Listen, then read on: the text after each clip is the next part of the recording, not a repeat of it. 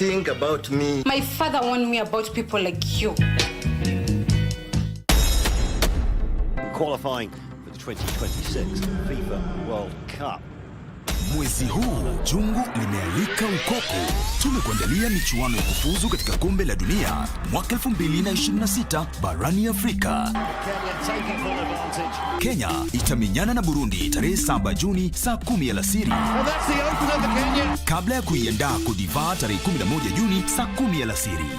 Tizama mechi hizi moja kwa moja katika KBC Channel 1 kutoka uga wa Bingu mjini Lilongwe, Malawi. Kadhalika utachambuliwa na kupata habari za mechi nyingine wakati wa kinyang'anyiro hiki. KBC Channel 1, your true sports partner.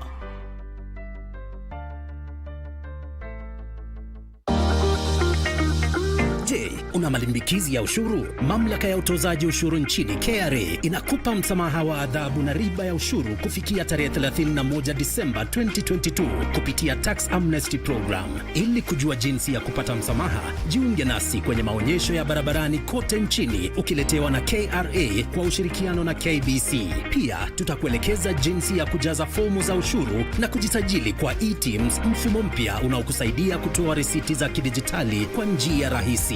Ijumaa tarehe 7 Juni tutakuwa katika kaunti ya Mombasa, maeneo ya Sauti House, Moi Avenue, Cannon Tower, CMC, Ganjoni, Likoni na viunga vyao. Jumamosi tarehe 8 Juni tutazuru kaunti ya Kilifi, maeneo ya Mtwapa, Kilifi Market, Gede, Matsangoni, Malindi Town, Malindi Stadium na viunga vyao. KRA, tulipe ushuru, tujitegemee.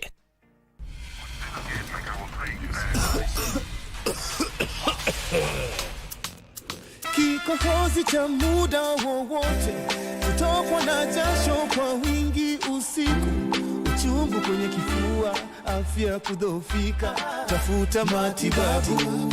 Unataka kunijoin katika hii business ya ukulima? Mimi nataka kuenjoy lifestyle kama yako. Nimepoteza customer wengi. Kweli pesa inaweza fanya watu wafanye mambo. Unapita cha ufala bana. Sasa una make sure tu wakuone ukiingia na ukitoka, alafu unafunga nje. Serikali iko na mkono refu, itakupata tu. Tibiwa ishi poa.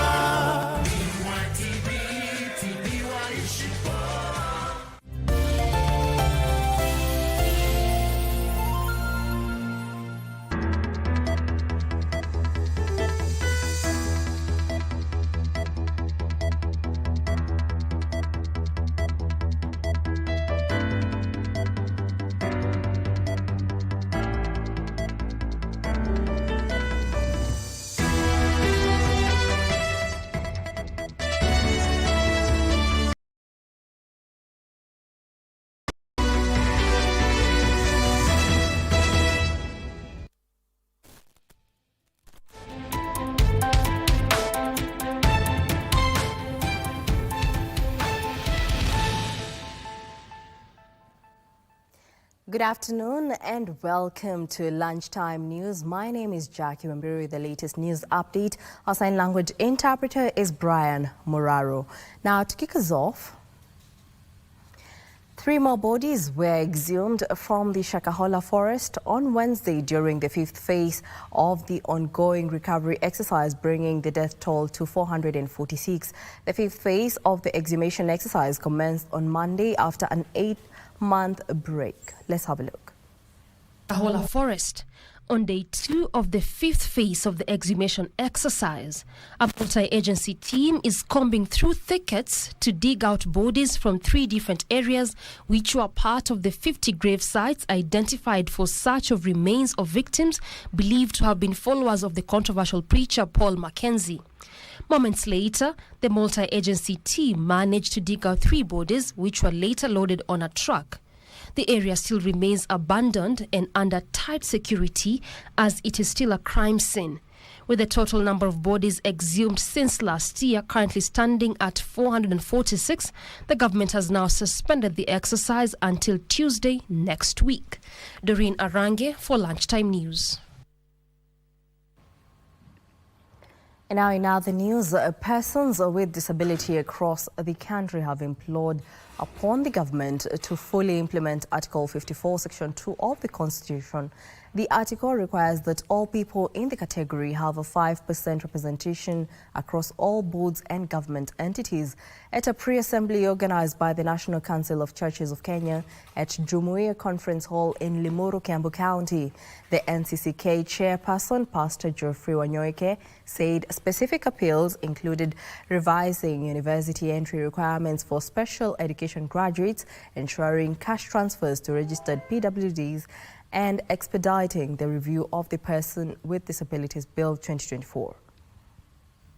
We call upon the government to action and provide regular updates to the implementation of Article 54, Clause 2 of the Constitution of Kenya, which provides that the state shall ensure the progressive implementation of the principle that at least 5% of the members of the public in elective and appointive bodies are persons with disability.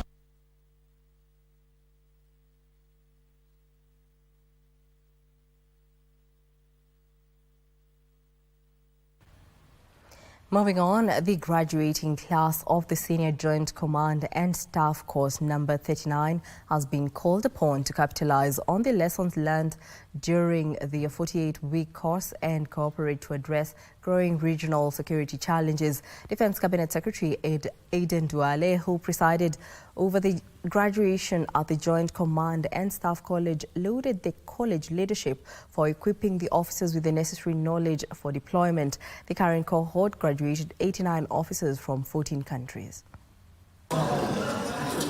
The graduation of Senior Joint Command and Staff Course number 39 graduation ceremony.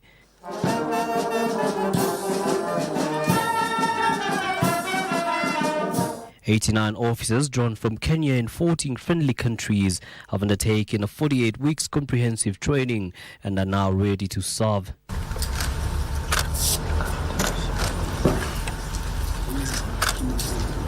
First came the certificates for the graduates.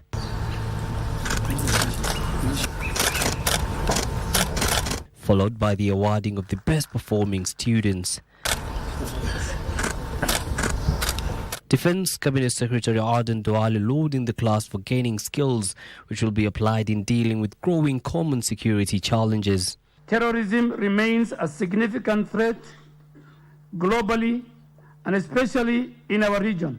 No single country can fully prepare for these consequences. Multinational coordination is essential to address these dangers. Sentiments echoed by the leadership of the National Defense University College. This course has indeed become an important pillar in the journey to further enhance regional cooperation and defense diplomacy. We'll also contend with very disruptive technologies, advances both found in artificial intelligence, automated weapon system, and cyberspace exploitation. Military forces then must adapt to remain effective and relevant within their domain. Duale paying special tribute to the female officers who continue to scale heights in the military service. Your performance will pave the way for future generations of women leaders, provide outstanding leadership, and be role models for junior female members. The other friendly countries are Egypt, India, Zambia, Malawi, Uganda, South Africa, Namibia, Rwanda, Sierra Leone, Nepal, Tanzania, South Sudan, Burundi and Botswana. With this cohort graduating today, the Joint Command and Staff College now boasts of graduating 1,674 officers, out of whom 391 are from friendly countries. Yusufar reporting for Lunchtime News.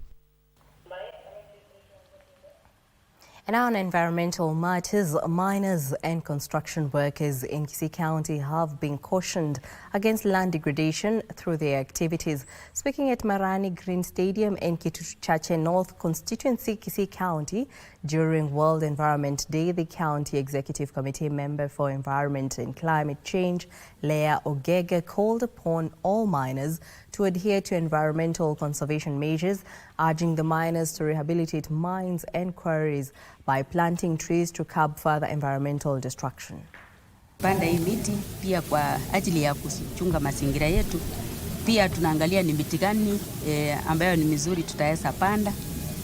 Kwa sababu tukiangalia kuna miti mingine pia iko na madhara, hata kama iko na uzuri wake lakini inakuwa na madhara nyingi. Kama hii miti ya blue gums, tumeimisha watu wetu wasipande kando kando ya rivers, ila tu wapande kwenda kwa milima.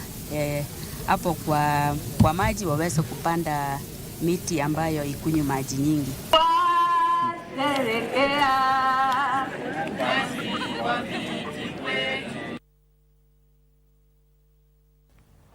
In other news, a resource-based conflict in Laikipia County is said to be a thing of the past following the drafting of the Laikipia County Rangeland Management Bill. If enacted into law, it will guide pastoralists on how to avoid overgrazing and conserve community land. Laikipia County has in the past experienced perennial conflicts due to grazing fields and scarce water resource.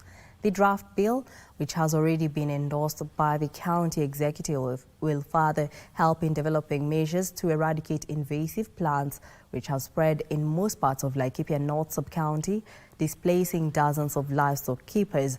The Rangeland Management Bill is sponsored by the Listen Project in partnership with Frontier Counties Development Council and county governments.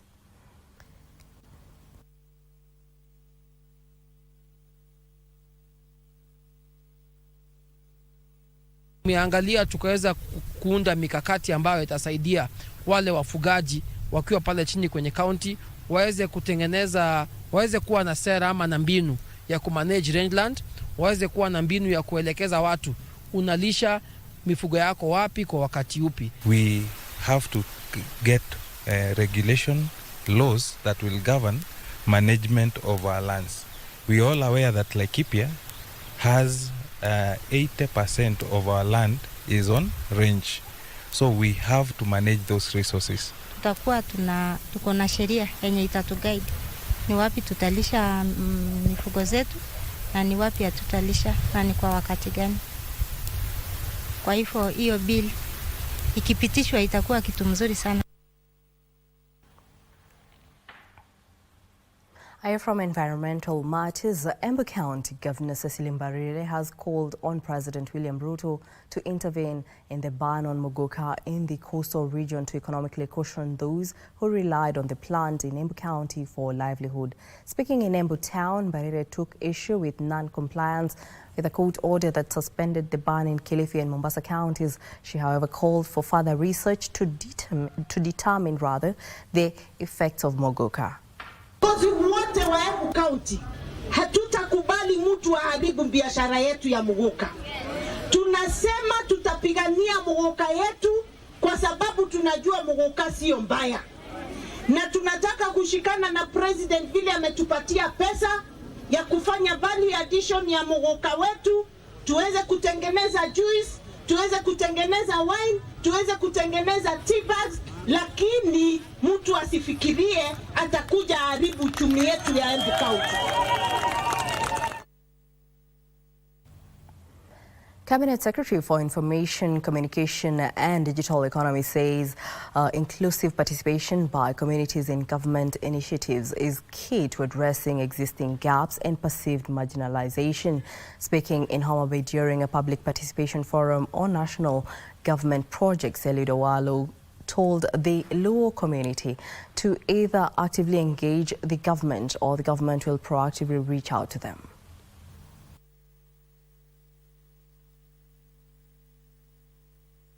Either you work with the national government or we bring the government where you are. So there is no escape route this time. Time for politics is gone. And the president has instructed us to facilitate development in all parts of the country, irrespective of the voting patterns that we witnessed during the last election. So let us now focus on development, all of us. And on Education Matters, a group of former pupils at Milimani Primary School in Nakuru County have donated books and other learning materials to the institution. The alumni reunited for the first time since leaving the institution 32 years ago. They heaped praises on their former school teachers for the role they played in molding them to be successful and respectable men and women in different spheres of life through mentorship, guidance and discipline. Kukuja ni kama kuomba msamaha, maana mimi nilipokuwa katika hii shule nilikuwa kijana ambaye hakuwa mzuri, na kuna wakati tulivunja shule na tukaiba vitabu. I encourage that mtu anaweza badilika. Kwa hivyo hata kwa wale wengine wenzetu wenye tulisoma na wao, and maybe you feel you are hopeless in one way or another and you feel it's like you've reached the end of yourself, we want to encourage you today and tell you that there is still hope. They remember giving back to the society. What they have shown our school and our learners, I know they have learned something, that at least God is faithful and is there for us.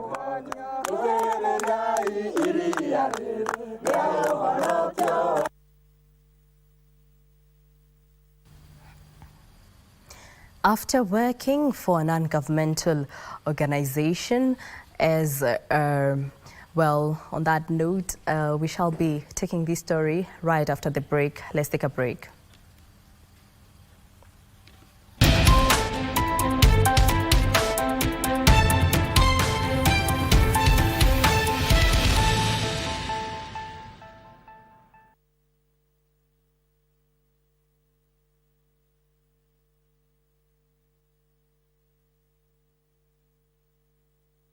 Well, we do apologize for that. Now, in other news, after working for an non-governmental organization as a sales representative for 2 years, 35-year-old Humphrey Lumire realized a gap in the urgent delivery of parcel services like tender documents.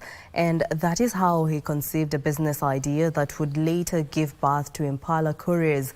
Our reporter Ian Mose spent some time with a budding entrepreneur and filed the following report. Let's have a look.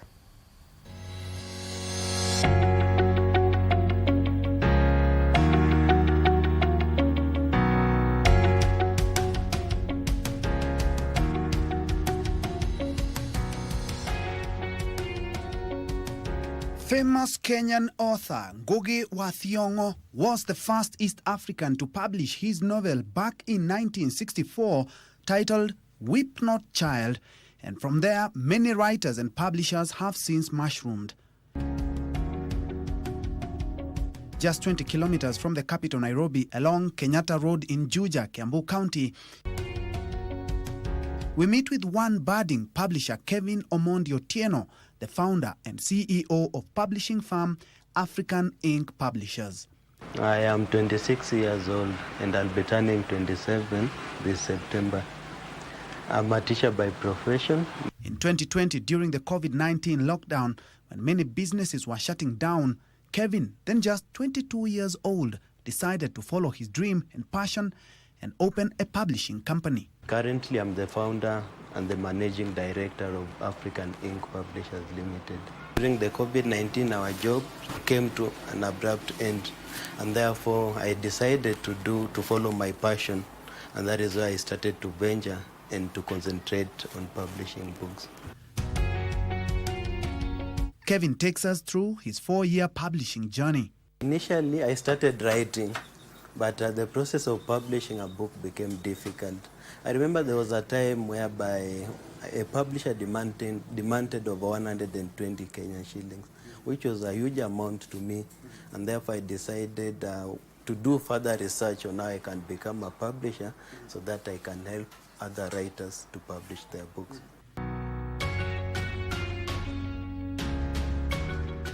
As a publisher, how is the publishing process, including the distribution stages? The first step is to write, and then after you've written your work, you type. The manuscript? Yeah.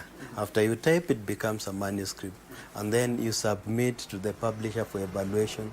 So once we receive your work, we do evaluation, and then we give you feedback After the feedback, that is when we can get to sign contract, and then we start our publishing process.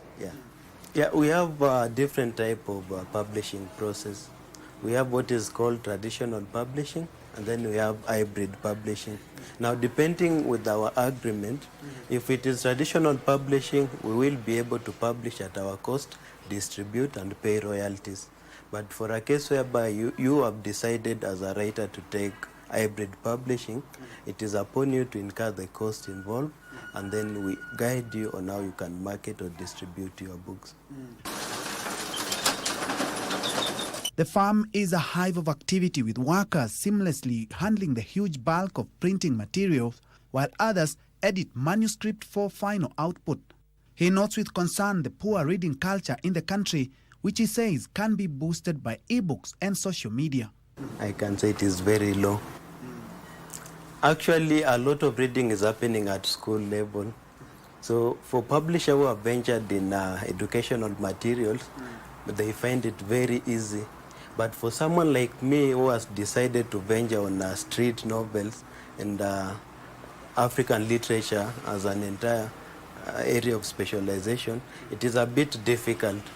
And we are taking an approach whereby we are trying to maximize on social media, and then we are trying to understand how to compel readers to develop interest of reading through social media. And of late, we are also doing we are touring schools to talk to students and to encourage them to embrace reading.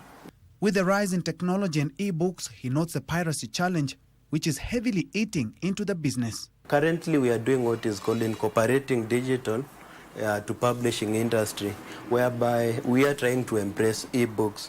But then, because of a lot of piracy issues, we are also trying to find out a way whereby we can issue out ebooks, but in safe forms that cannot be downloaded or shared for free. His advice to young budding publishers?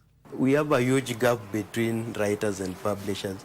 And I still feel like we need more publishers, because you see, when we have a lot of publishers, they will be able to attract more writers, and then we will be able to work as a team or even partner, and then we will be able to revive African readership. Kevin adds that he has a passion for telling African stories to maintain our identity as Africans, noting that romantic novels are one of the most published books by his company.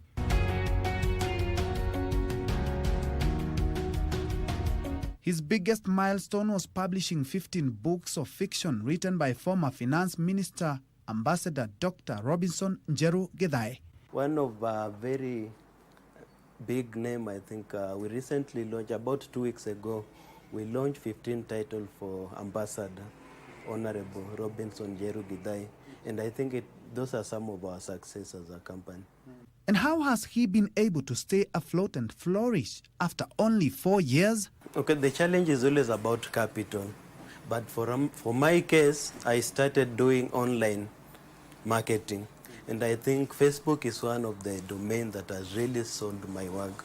Yeah, I think digital marketing in terms of using social media has played a very key role in my success. He has a big team which helps him actualize his big dream. A book is published, it has to go several services. That is maybe manuscript evaluation, maybe editing, and all those. So I've been exposed to some of the cultures, because you know it is not one author that is writing.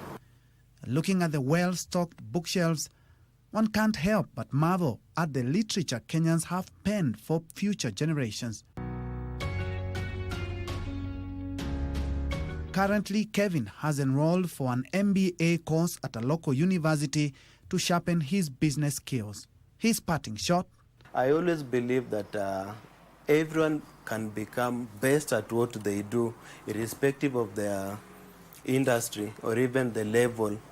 We all have equal opportunity, equal chances, and we all can achieve our desires. For young and industrious, I'm Ben Troenjue.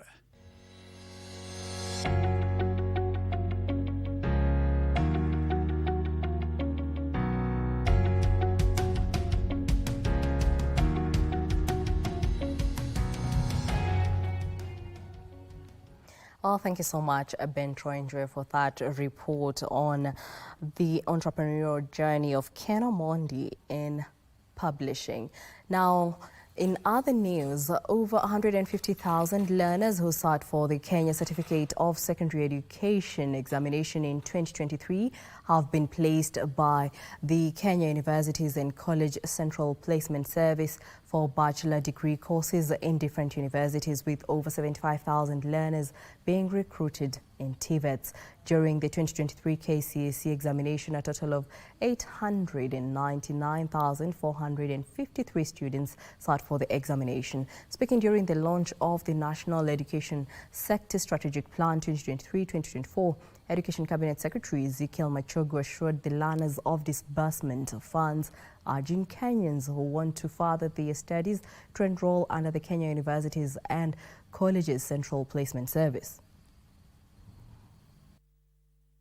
This year, the second cohort of students joining TVET and universities will also receive financial support under the new funding model.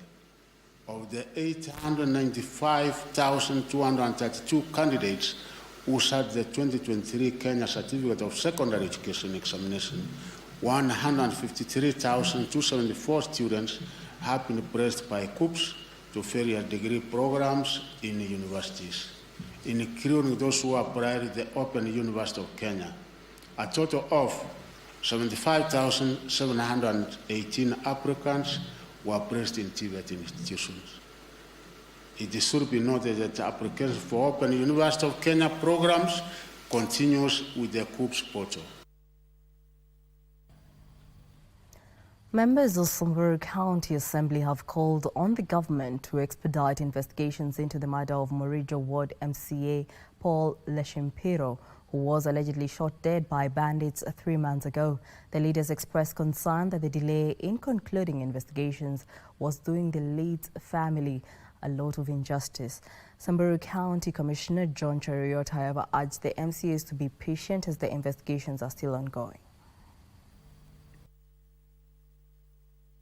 Liambiwa na serikali kwamba watafanya inquiry, na mpaka sasa hiyo inquiry imesimamishwa, hatujajua imeelekea wapi, na ningependa sana binafsi kujua serikali imefika wapi. What we need only the government to speed up this investigation so that we know who killed the nini, kwa sababu familia yake pia wameishi wakiwa na wasiwasi, wanataka kujua haki ya kupewa haki huyu ambaye amewawa. Ningependa tu kusema hivi kwa wakati wetu hapa kwamba uchunguzi unaendelea, na kama mambo inaendelea iko kwa uchunguzi, sisi tunangojea.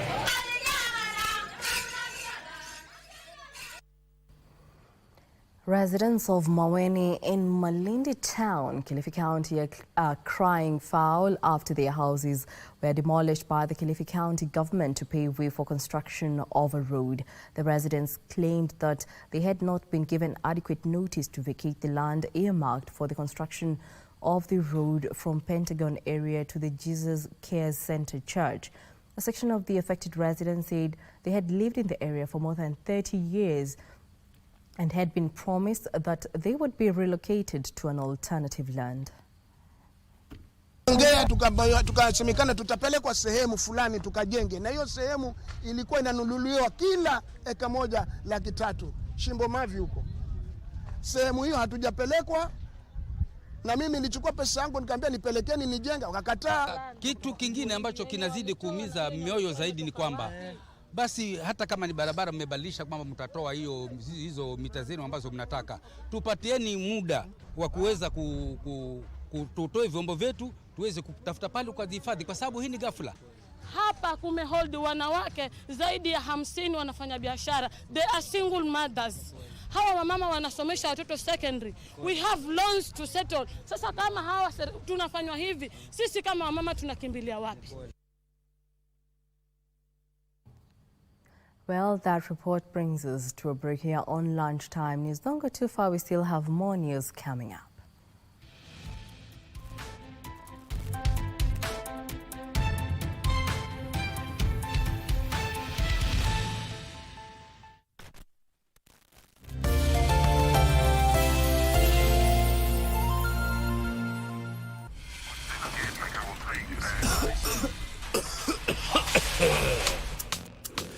kikohozi cha muda wowote, kutokwa na jasho kwa wingi usiku, uchungu kwenye kifua, afya kudhoofika, tafuta matibabu. Labda ni TB, ni ugonjwa wa kweli. Ukipimwa matibabu yapo utapona. Daktari kushauri tumia dawa kwa nidhamu. Elimu tupashane tupige vita TB. Pimwa TB, tibiwa ishi poa. Under the Public Service Superannuation Scheme Act in 2012 is a defined contributory scheme designed to cater to you, the dedicated civil servants, teachers and discipline services personnel. Since its inception on January 1st, 2021, the PSSS has made remarkable progress in terms of operational efficiency and governance structures, ensuring that your retirement benefits are managed responsibly and securely. We are thrilled to announce that the second annual general meeting will be held on 7th June 2024. The chief guest will be the Chief of Staff and Head of Public Service, Mr. Felix Koskei. Mark your calendars and join us for the second PSSS AGM on Friday, 7th June 2024 from 8 a.m. live on KBC TV, and be a part of this historic event as we present the financial statements to our valued scheme members. This annual general meeting is an excellent opportunity for you to learn more about the performance and growth of your pension fund. You'll gain valuable insights into how your contributions are being managed and invested for your future. We encourage you to attend the AGM virtually and actively participate in the discussions, ask questions and share your thoughts. Your voice matters, and this is your chance to shape the future of the Public Service Superannuation Scheme. For more details and to confirm your attendance, please visit our website at www.psss.go.ke. PSSS, empowering futures. Niweke vyema ipete. Pete hii ina miiko. Kama hakukupa akiwa hai, itabidi upewe na mizimu. Leo mti mkuu umeanguka. Similani. Kwani ye nani? Haiwi manabii na mitume nao hufa. Matangazo kwamba huko unakokwenda kumefiliwa. Ama labda ulipata matangazo ya harusi. Ule kijana kameumbwa akaumbika. Wewe muone vile. Na kisha na roho safi bwana. Sikuenda kumzika baba. Utafanyika nini? Hata kufuka yeye nisikwe mimi. Hapa nyumbani kwako nitaondoka. Na mimi sikuogopi. Ulilonalo sema. Sikiza jasiri.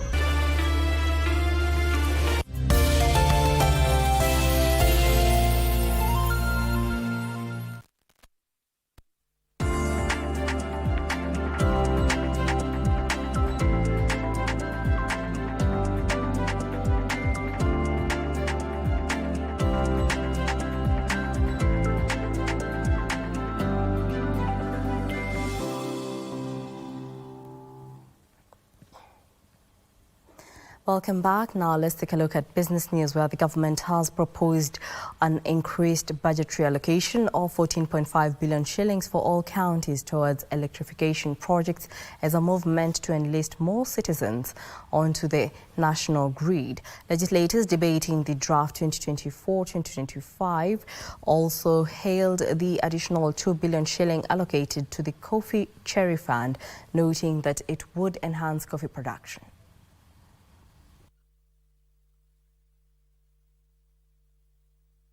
We have included, on top of the usual budget, we have included 14.5 billion Kenya shillings, monies that will be divided equally among all the 290 constituencies for electrification of our villages and estates in the Republic of Kenya, Honorable Speaker.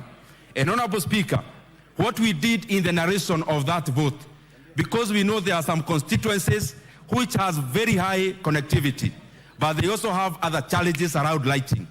The narrative is that the Member of Parliament can actually propose either electrification projects or street lighting projects. The same will be done under the same 50 million Kenya shillings, Honorable Speaker, so that we continue to grow our nation in across all areas, Honorable Speaker. We have allocated Kenya shillings 2 billion into Coffee Cherry Fund.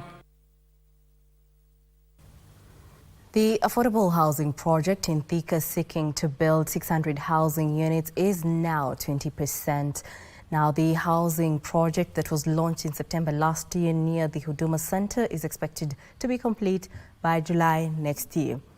Speaking during a tour of the project, the MP Alice Ng'ang'a urged residents to register under the Boma Yangu portal to stand a chance of owning the housing units.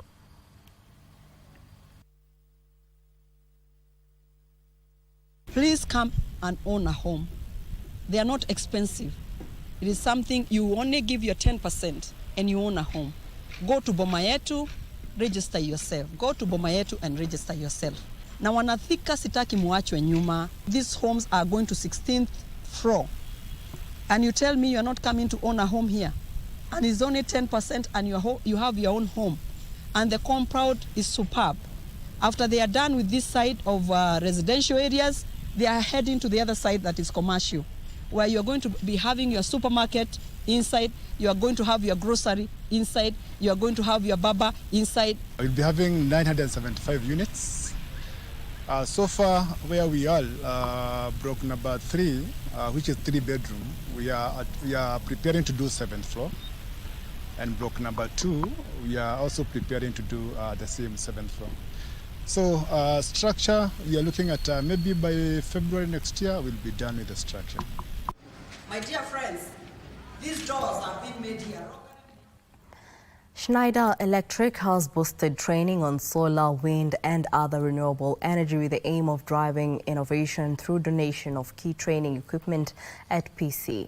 Kenyanjui Technical Training Institute in Nairobi. Schneider Electric East Africa Country President Ifeanyi Odo says the training equipment will offer students real-world scenarios and problem-solving opportunities which are crucial for those pursuing careers in the electrical industry.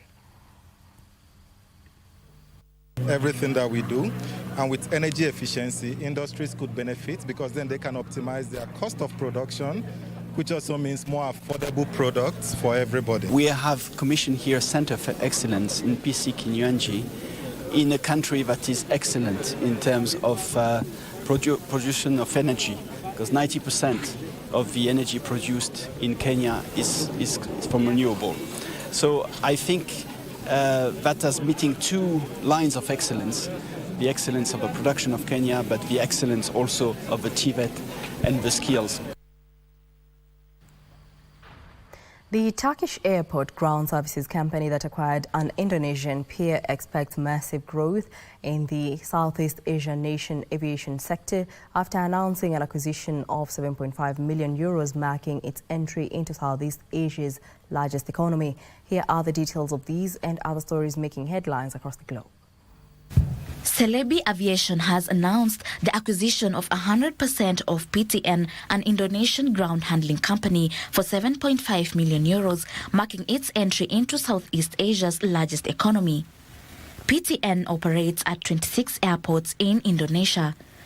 An archipelago spanning over 5,000 kilometers from east to west, Indonesia has over 400 commercial airports, including 17 for international connections operated by state-owned airport operator. According to the Indonesian Civil Aviation Association, the total number of passengers reached 336 million last year, with that number expected to go up to 390 million in 2030. Elsewhere, solar accounted for 75% of electricity generation capacity added to the U.S. power grid early this year as installations of panels rose to a quarterly record. The solar industry in the U.S. saw 11.8 gigawatts of new capacity in the first 3 months of 2024 as electric utilities continued their rapid additions of the renewable power sources. Solar has benefited from the increased availability of panels and from federal and state policies aimed at increasing the amount of clean energy on the electric grid to meet climate-driven emission goals. Finally, Intel Corporation and its 14 Japanese partners will use sharp liquid crystal display plants in Japan to research new developments in semiconductor technology. The move comes as Intel struggles to show up its production, particularly in its foundry business, to catch up with TSMC, its biggest competitor. The chip maker is also looking to capitalize on a boom in demand for artificial intelligence chips, which has greatly benefited TSMC. Lauren Chepchirchir for Lunchtime News.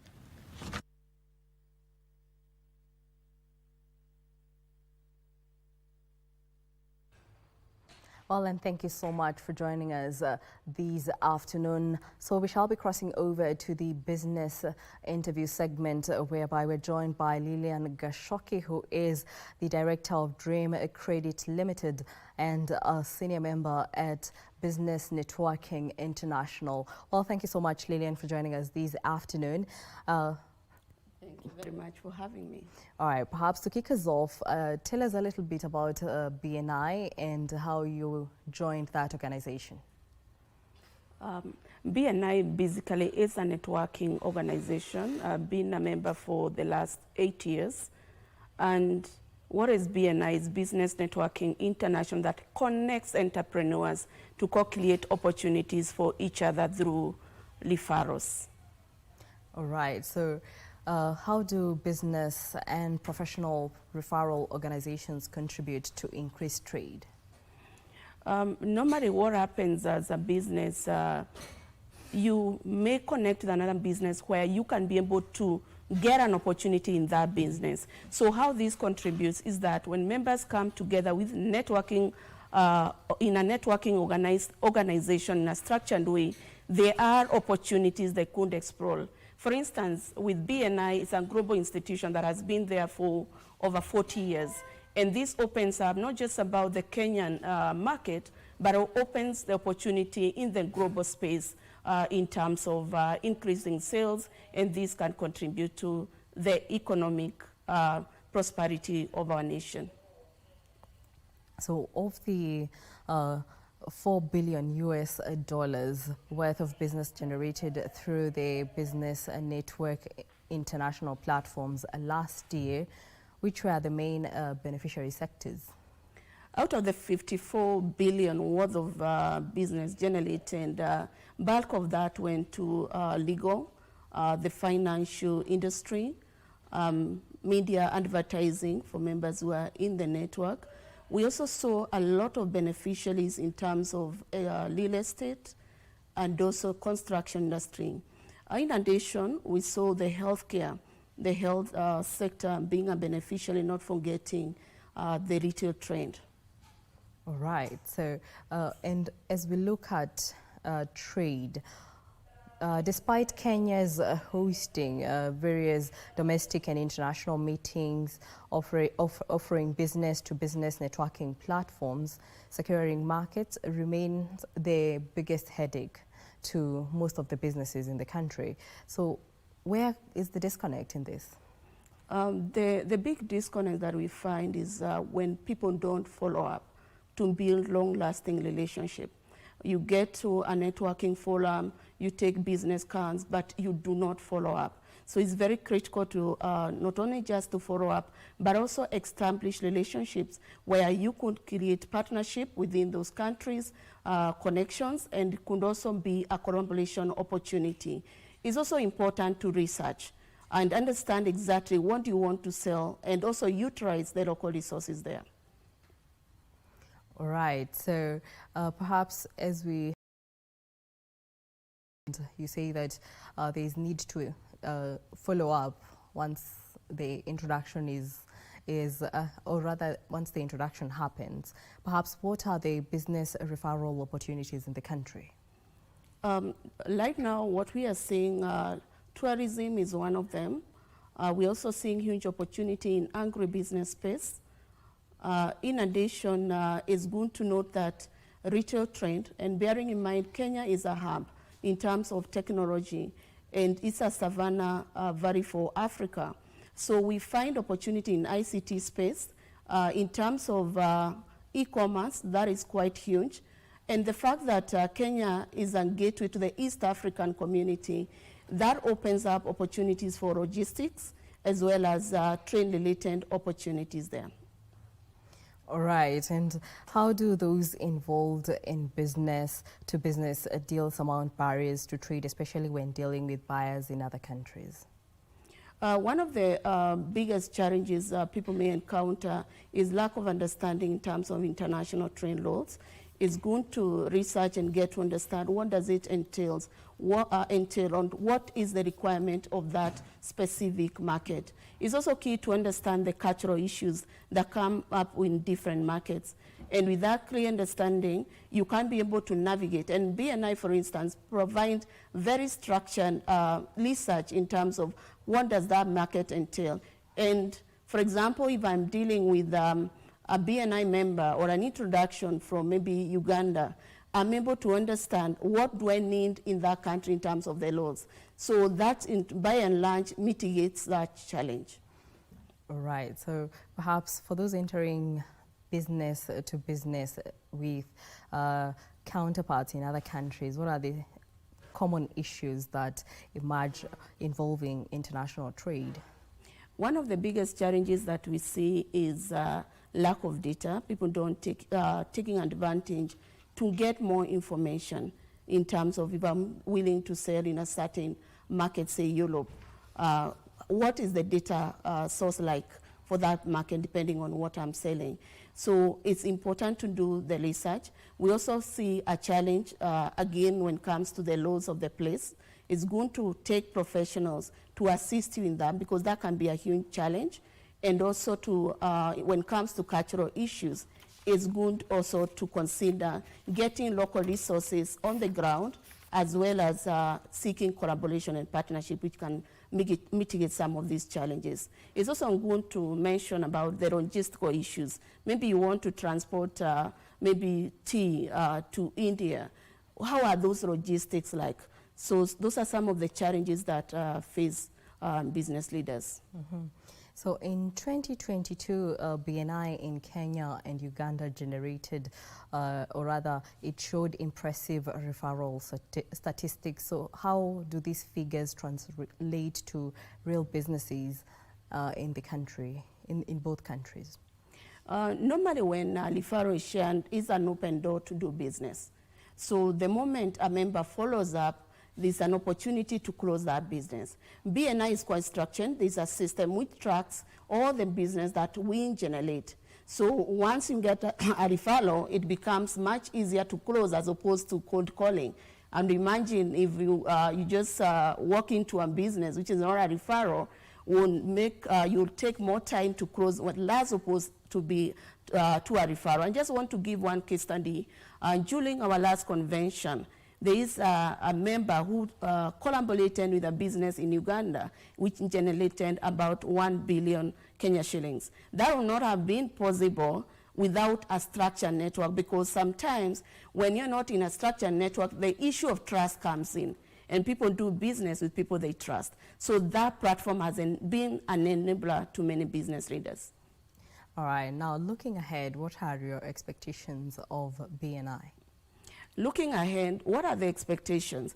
To me, I feel from an economic point of view, referrals given generate more sales, which in turn help in our economic development in our area.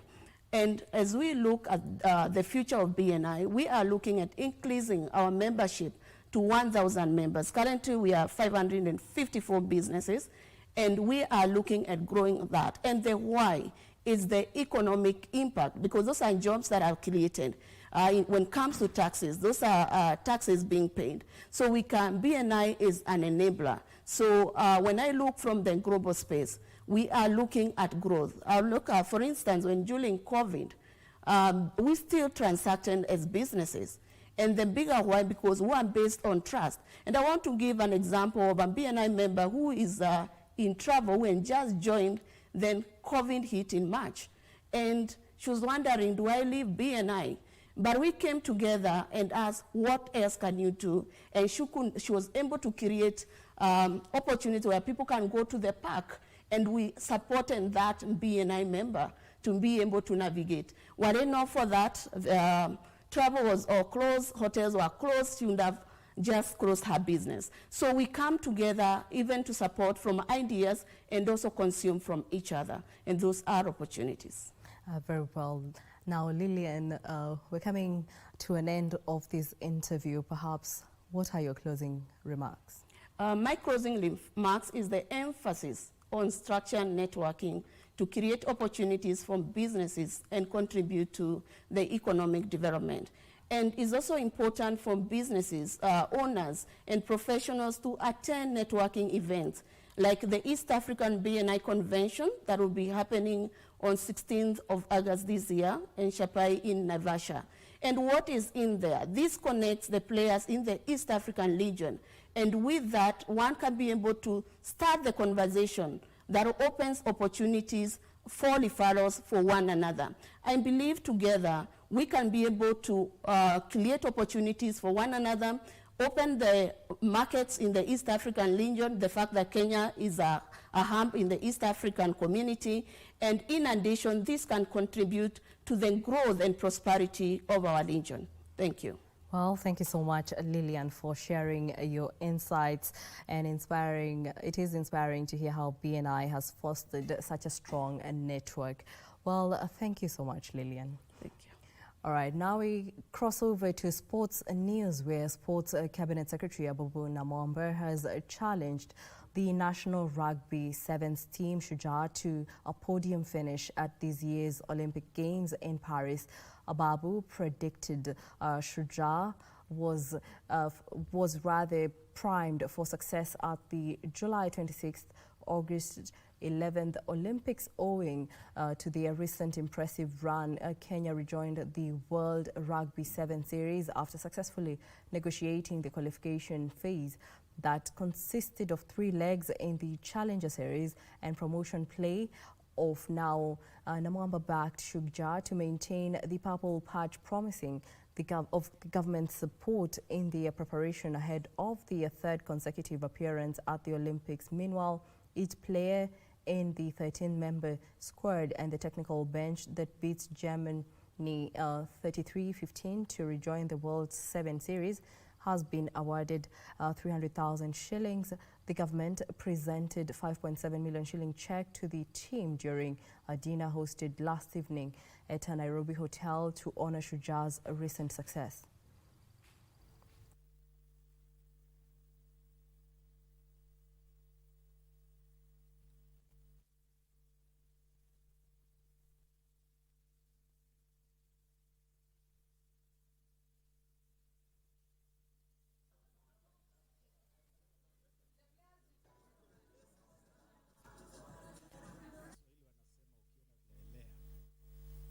The performance, the success of this team is the result of some truly incredible effort. And I want to applaud that effort, the effort that has brought us here.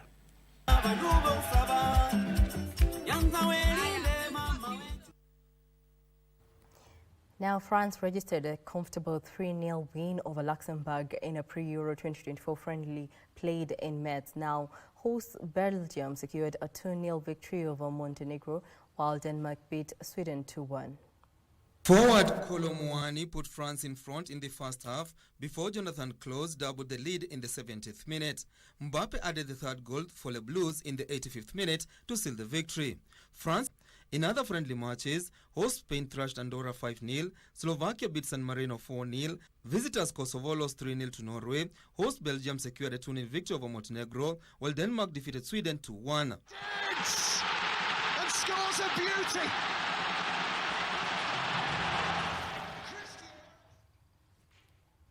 Now, Sierra Leone beat Djibouti 2-1 in the 3rd round of the 2026 World Cup qualifiers at Ben Ahmed El Abdi Stadium. Curtis Davis and Augustus Cargo scored for Sierra Leone, while Gabriel Dadze scored for the consolation goal for Djibouti. Meanwhile, Togo were held to a 1-1 draw by South Sudan, with both teams looking for their first ever win in a World Cup qualification campaign. Namibia and Liberia played to a 1-1 draw in a Group H encounter. Tunisia beat Equatorial Guinea 1-0. Central African Republic defeated Chad 1-0 at the Municipal Stadium, with a lone goal being scored by Ghislaine Bubala in the 29th minute.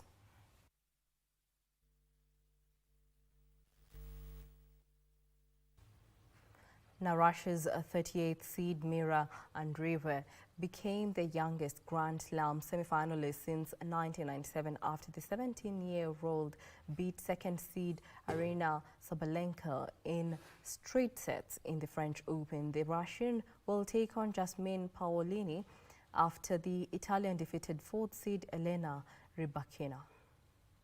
Australian Open champion Sabalenka called for medical timeouts and complained of not feeling well, but she managed to finish the sets even though signs of difficulties were evident. And Riva took advantage of her ailing opponent to win the tie sets of 6-7, 6-4 and 6-4 to advance to the semi-finals. The Russian will take on Yasmin Paolini after the Italian defeated 4th seed Elena Rybakina.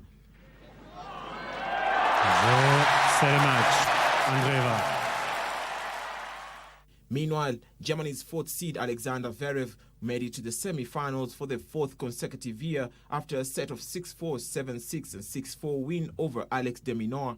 Zverev will take on Casper Ruud, who made it to the last 4 without playing the quarter-finals after his opponent Novak Djokovic pulled out on Tuesday.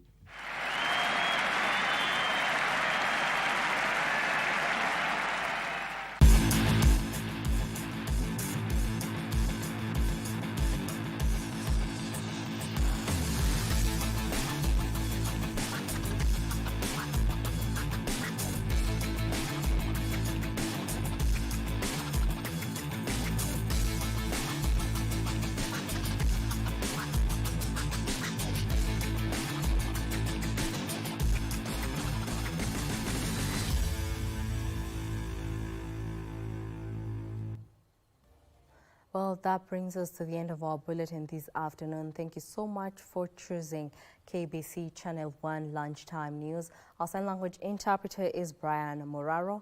My name is Jackie Wambiru. Enjoy the rest of the afternoon.